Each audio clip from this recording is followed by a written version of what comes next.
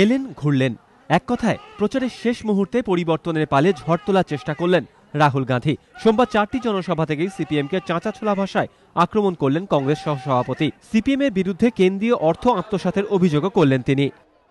जनता और सरकार के बीच में सीपीएम का संगठन है और जो भी पैसा यहां आता है, चाहे दिल्ली से आए, मनरेगा का हो, सबका सब पैसा सीपीएम के संगठन और उनके दोस्त और उनके रिश्तेदारों के हाथ में जाता है।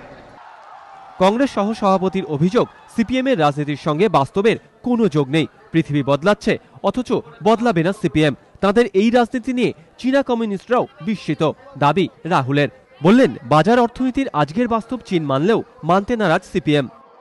मैं कुछ दिन पहले, साल पहले चाइना गया और चाइना के लोगों ने, कम्युनिस्ट से मुझे कहा कि भैया ये हिंदुस्तान में आपके कम्युनिस्ट करते क्या हैं?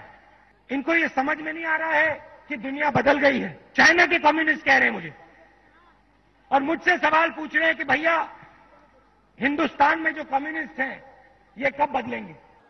রাহুলের প্রচার ঘিরে কংগ্রেস শিবিরে উৎসাহ ছিল চোখে পড়ার মতো। প্রধানমন্ত্রী এবং সোনিয়া গান্ধীর সফর বাতিল হওয়ার পর হতোদ্যম কংগ্রেস কর্মীদের মনোবল চাঙ্গা করতে রাহুল বেছে নিলেন কঠোর সিপিএম সমালোচনার পথ। বললেন, কেরল পশ্চিমবঙ্গে পরিবর্তনের পর এবার পালা ত্রিপুরার। সোমবার কার্যত ত্রিপুরা জুড়ে উড়ে বেড়ালেন রাহুল গান্ধী। অংশ নিলেন 4টি জনসভায়। এ রাজ্যে পরিবর্তনের যে ডাক দিয়েছে কংগ্রেস, তাকে তুঙ্গে তুলে দিয়ে প্রচারের শেষ মুহূর্তে কংগ্রেস শিবিরে উন্মাদনা এনে দিলেন রাহুল গান্ধী।